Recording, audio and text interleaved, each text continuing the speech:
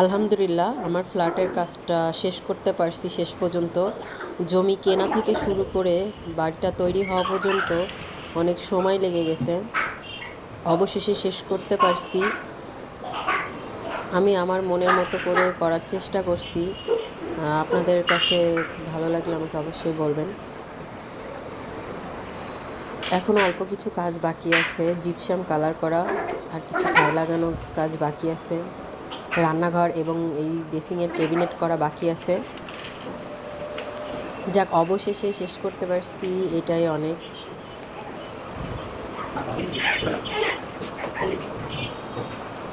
এখনও রানিং কাজ চলতেছে, বাট অল্প কিছু সময়ের কাজ।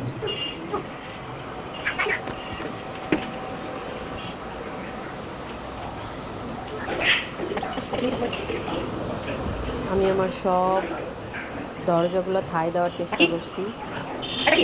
আমার থাইয়ের গ্লাসগুলো বেশি ভালো লাগে।